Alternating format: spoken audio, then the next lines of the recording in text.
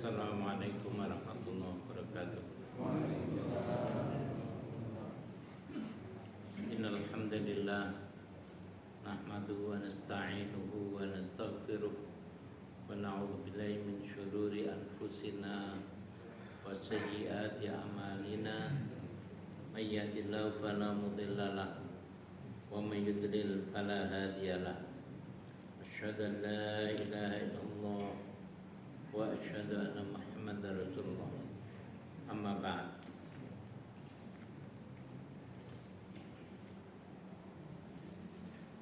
Insyaallah malam hari ini kita melanjutkan kajian sunnah, yaitu dari kitab Bulughul Maram. Malam ini kita memulai dari hadis 1493, bab baru, yaitu bab ar-rahd min masawi'il akhlaq. Bab ar-rahd, ar-rahd itu ancaman. Kalau bahasa Arab dari teroris itu irhabiyah ya, jadi asal katanya juga ro ha ba. Irhab itu apa? Irhab itu menakut-nakuti orang, menakut-nakuti dengan bom, dengan senjata dan lain sebagainya. Ada satu ayat di surat Al-Anfal ayat 60. Allah Subhanahu wa taala berfirman, A'udzu billahi minasyaitonir rajim.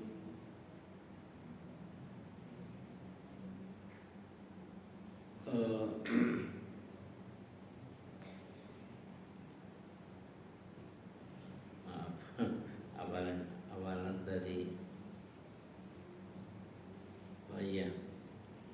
Jadi Allah berfirman, wa a'idtu lahum mastata'tu min quwwah, wa a'idtu lahum mastata'tu min quwwah, dan persiapkan untuk mereka apa yang kamu mampu daripada kekuatan. Mereka itu maksudnya musuh-musuh Islam. Wa min ribatil khair, dan dari kuda-kuda yang tertambat. Turhibu nabi'i aduwallah. Nah, di sini ada kata-kata turhibun. Dari tadi ro ha ba.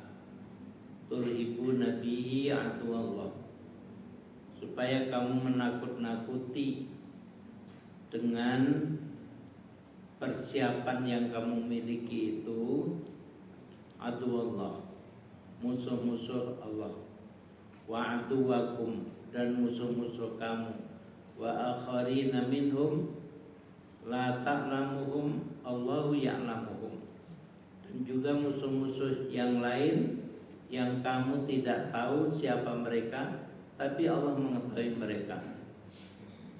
Jadi ayat ini menyuruh umat Islam untuk mempersiapkan kekuatan supaya bisa menyebabkan musuh takut pada kita. Nah, jadi kalau kita itu misalnya pemuda-pemudanya dilatih bela diri, dan bela dirinya hebat dalam pertandingan-pertandingan, pemuda Al-Falah selalu menang. Kalau ada preman ingin mengganggu Masjid Al-Falah, mereka mikir-mikir, kalau saya mengganggu Al-Falah berarti harus berhadapan dengan pemuda-pemuda Al-Falah yang mereka itu bela dirinya sangat hebat. Jadi sudah gentar, takut duluan.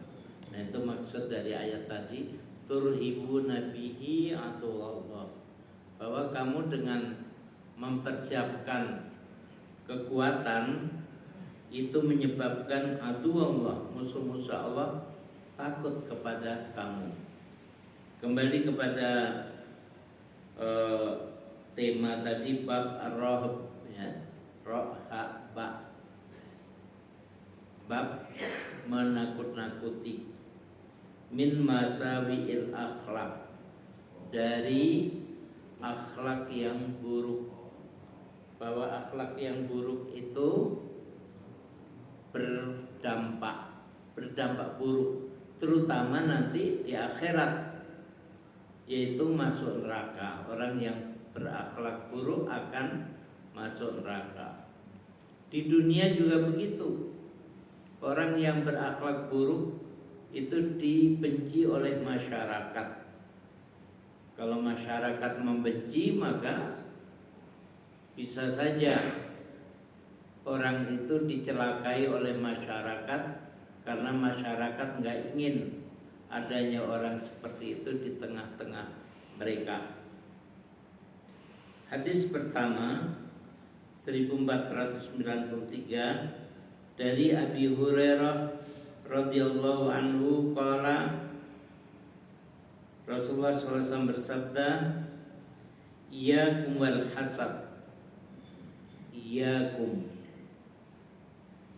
takutlah, jagalah diri kamu, wal hasad, dari penyakit, yaitu penyakit hati yang namanya hasad, dengki, iri.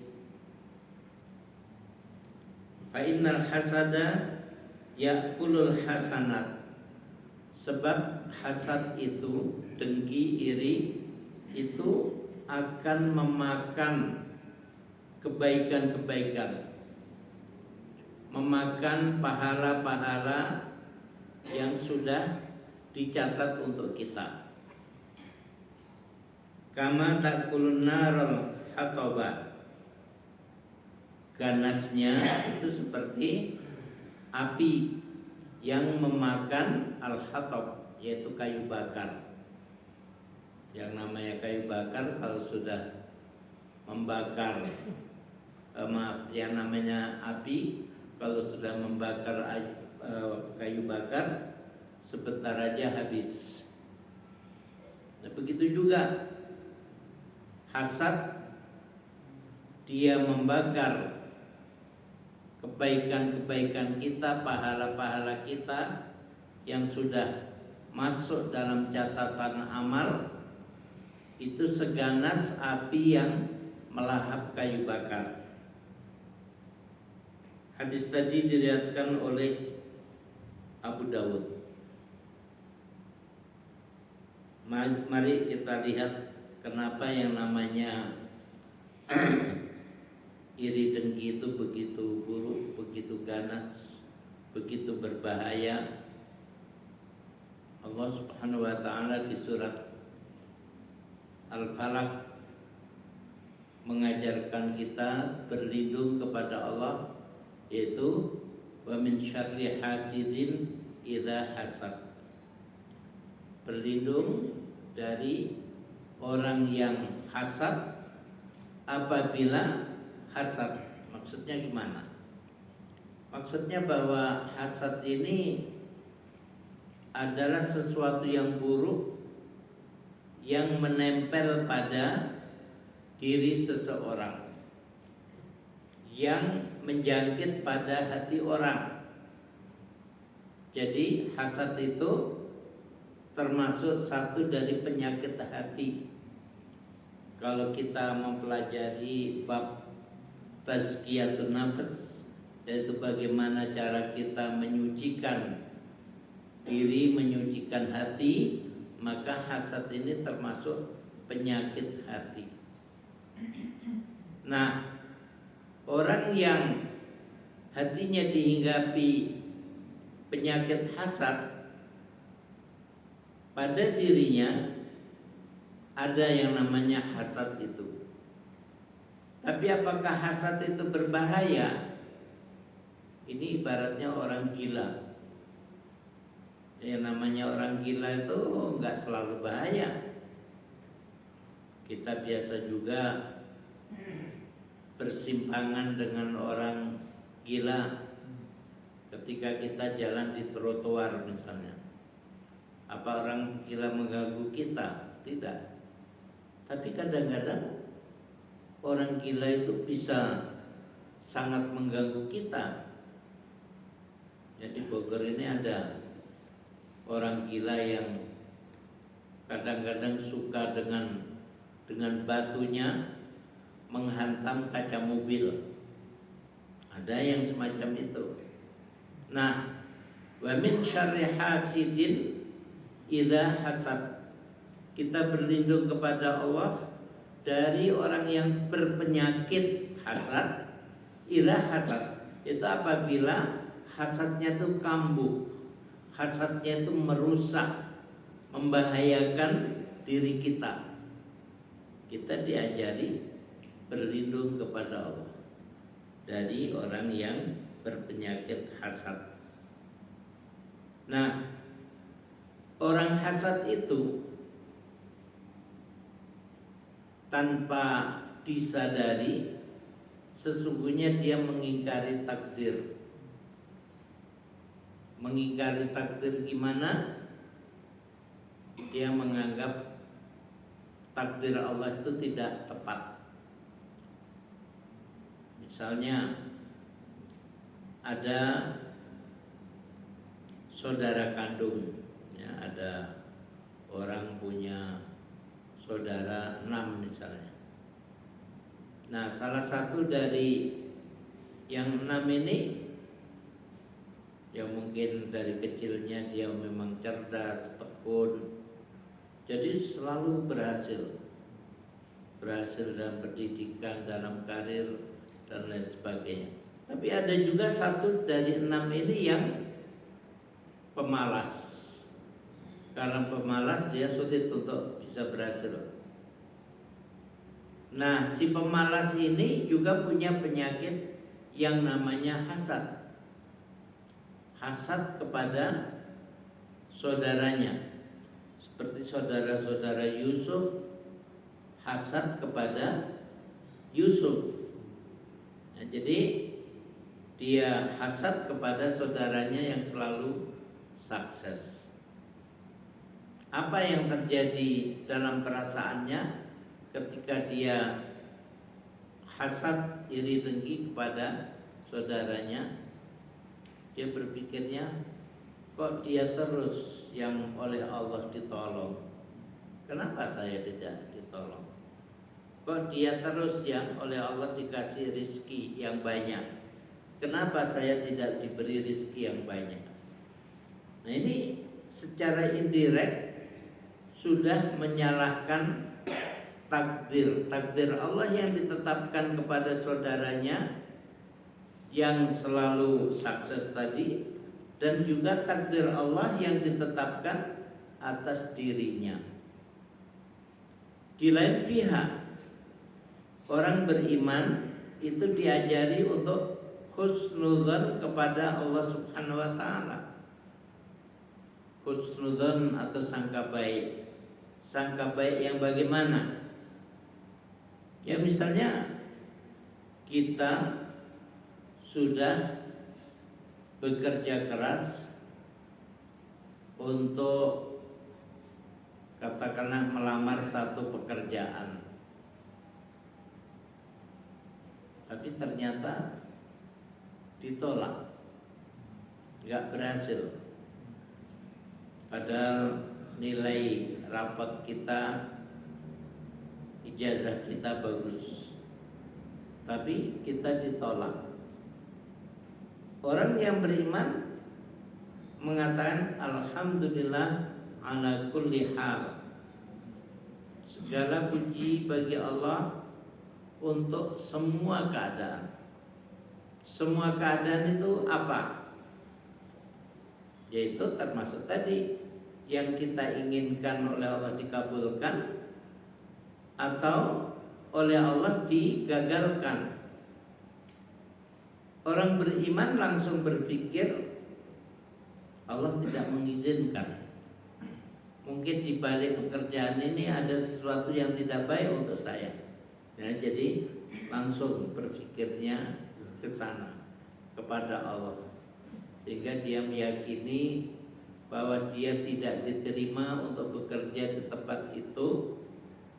Ini karena takdir Allah, karena pilihan Allah. Berarti kalau saya kerja di tempat itu menurut Allah tidak baik. Ya sudah, kita terima dengan ridho, sehingga apapun yang ditetapkan Allah kepada kita, kita ridho. Nah, kalau orang punya sifat ini, maka insya Allah dia jauh dari sifat iri dengki, jauh daripada sifat hasad. Dan dia diberi apapun oleh Allah, berapapun, apakah banyak atau sedikit, dia selalu ridho kepada pemberian Allah, mensyukuri dan meyakini bahwa apa yang ditetapkan Allah, entah dalam bentuk rizki dan lain sebagainya, itu adalah yang terbaik untuk dirinya. Ini berbeda dengan tadi orang yang bersifat hasad. Kemudian orang yang punya sifat hasad itu juga kadang-kadang atau seringkali terdorong untuk merusak. Ya, contohnya saudara-saudara Nabi Yusuf. Mereka iri dengki kepada Nabi Yusuf, ingin mencelakakan. Akhirnya dilaksanakan. Ketika Nabi Yusuf diajak main-main ke padang pasir, nah di sana ada sumur ya, di tengah-tengah padang pasir. Nabi Yusuf diceburkan ke dalam sumur. Ini kan tindakan yang sangat bahaya. Bisa saja Nabi Yusuf mati karena diceburkan ke sumur, kalau nggak ada orang lewat yang perlu untuk mengambil air, menjulurkan timba ke dalam sumur. Kalau nggak ada orang itu, ya mungkin Nabi Yusuf sudah meninggal di dalam sumur. Tapi sekali lagi ini adalah perbuatan saudara-saudara Nabi Yusuf karena masalah iri dengki. Ya, entah karena apa, Nabi Yusuf itu sangat disayang oleh ayahnya. Ya tentu biasanya orang tua menyayang salah seorang anak karena anak itu mudah diatur, mudah dididik, ya, berbakti kepada orang tua. Dia tentu lebih disayang daripada anak yang sulit untuk dinasihati, anak yang suka bandel kepada orang tua. Nah, jadi akibat hasad atau iri dengki ini, saudara-saudara Nabi Yusuf hampir saja menyebabkan Nabi Yusuf kehilangan nyawa. Ya, jadi bersifat merusak akibat iri dengki tadi. Kemudian contoh lain adalah dua wanita yang berebut anak di masa Nabi Sulaiman. Jadi ada dua orang perempuan, salah seorang dari kedua ibu itu bayinya diterkam oleh harimau, dimakan. Lalu ya, karena tidak bisa menerima takdir Allah secara ikhlas, dia ngaku-ngaku bahwa bayi yang masih hidup itu adalah miliknya, sehingga terjadi perebutan antara dua ibu ini. Dua-duanya mengaku bahwa bayi itu ada bayinya. Akhirnya oleh Nabi Sulaiman diadili. Bagaimana cara Nabi Sulaiman diadili? Bayi itu diletakkan di atas meja, lalu Nabi Sulaiman mengacungkan pedangnya untuk membelah bayi ini menjadi dua, ya, sehingga bayi ini nantinya ya sudah dibagi dua saja dengan cara dibelah, berarti kan dibunuh, ya.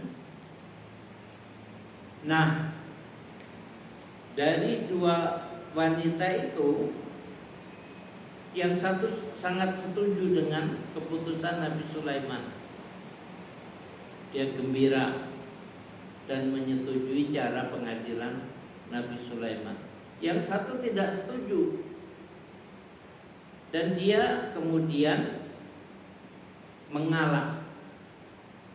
Ya sudah, nggak usah dibagi, dibelah jadi dua. Ini bayi ini biar untuk ibu itu. Dan di sana Nabi Sulaiman tahu bahwa ibu yang ngalah ini pasti ibu kandungnya. Sebab seorang ibu kandung gak mungkin rela anaknya dibunuh.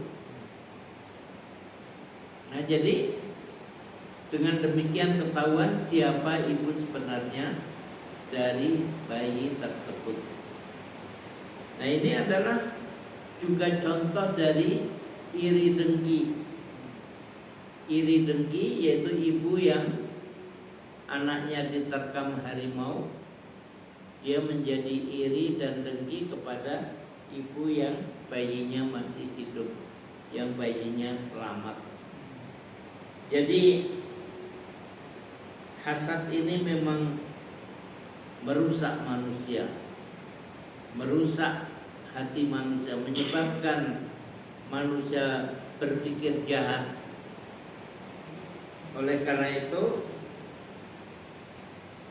hasad ini digambarkan dalam hadis tadi seperti api yang membakar kayu bakar. Ini ibaratnya hasad terhadap pahala, seperti api yang membakar kayu bakar. Yang ketiga, yang namanya hasad itu juga menyebabkan orang dengan mudah menjelek-jelekkan orang lain. Orang lain yang dia iri dengki kepadanya. Meskipun orang itu baik, tapi karena hatinya iri dengki, muncul benci, sehingga dia menceritakan hal-hal yang buruk, entah hal yang buruk itu pernah terjadi atau dia karang-karang sehingga menjadi fitnah, ya. Dia ceritakan orang yang kepadanya dia bersikap iri dengki, bahwa orang itu sangat buruk. Dan ini bisa menyebabkan terjadinya dosa yang besar.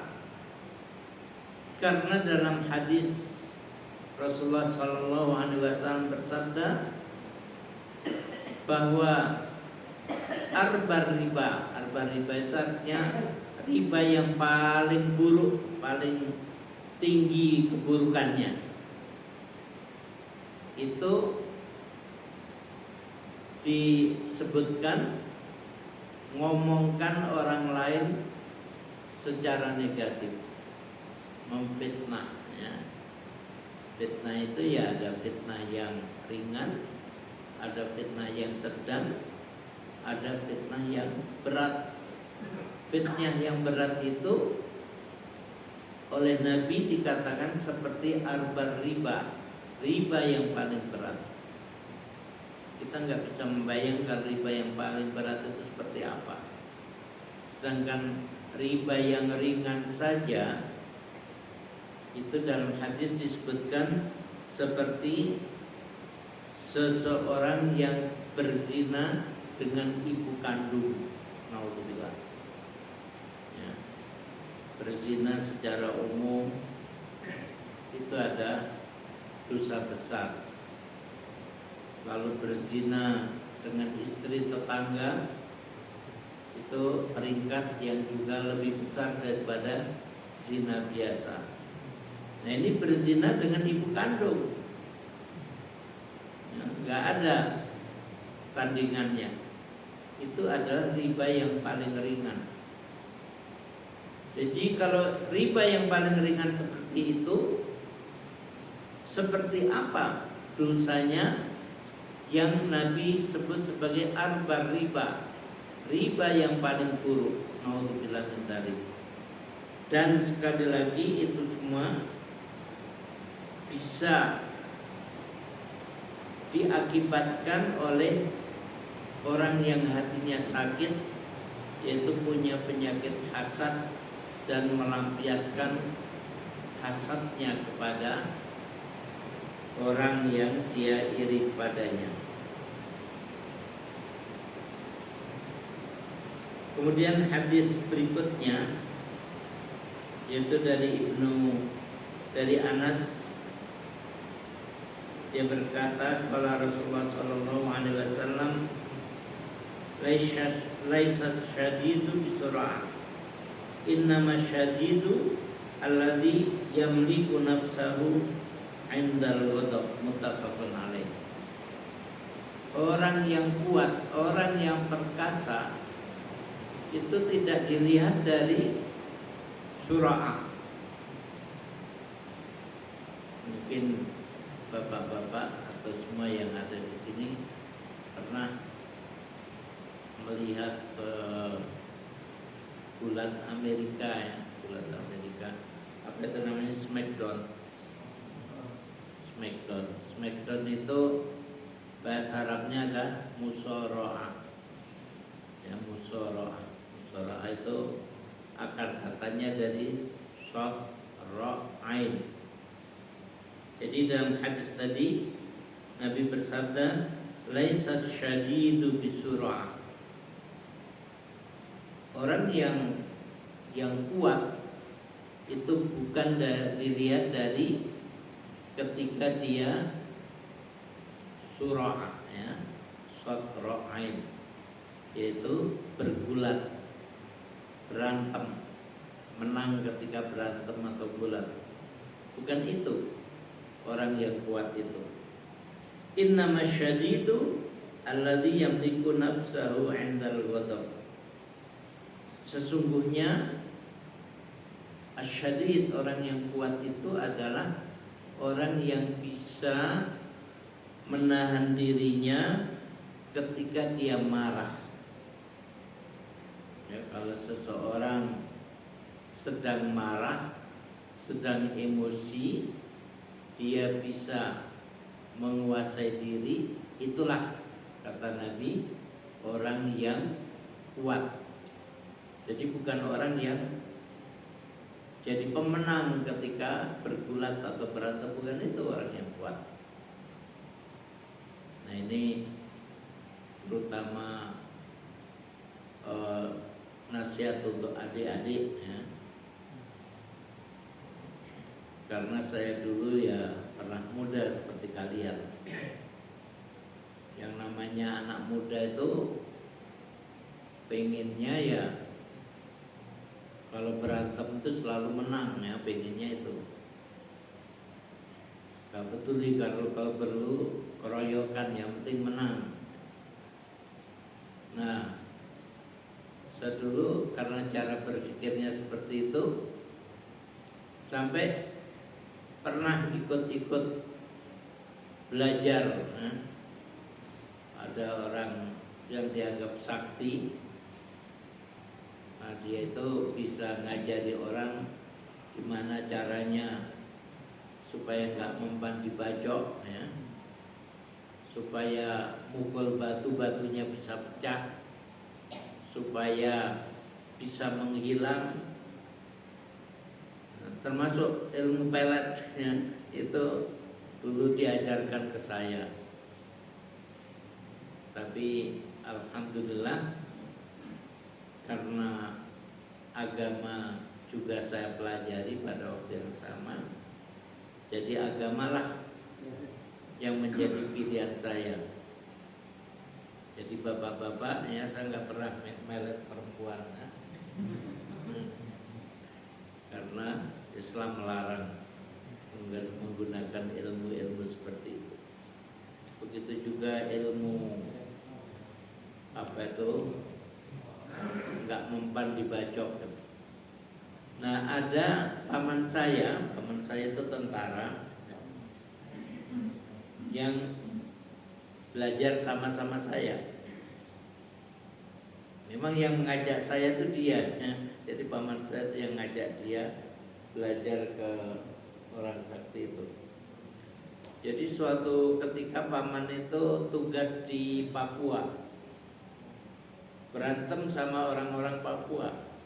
Begitu berantem dengan mereka dibacok, nggak mempan. Jadi orang-orang Papua yang primitif itu langsung sujud ke paman saya.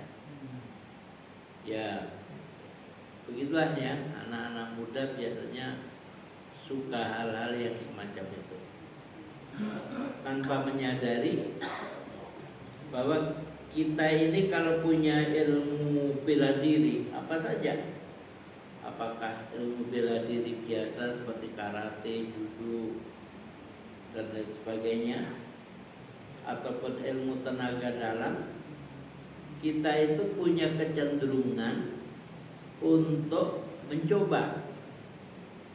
Nah, saya jagoan karate, sudah dapat sabuk yang tertinggi. Pengen itu mencoba, apa iya ilmu saya ini benar-benar berguna dan saya kalau berantem saya menang. Ada kawan saya, dia itu memang hebat dalam bela diri, bahkan dia seorang instruktur dari tapak suci, ya, instruktur tapak suci.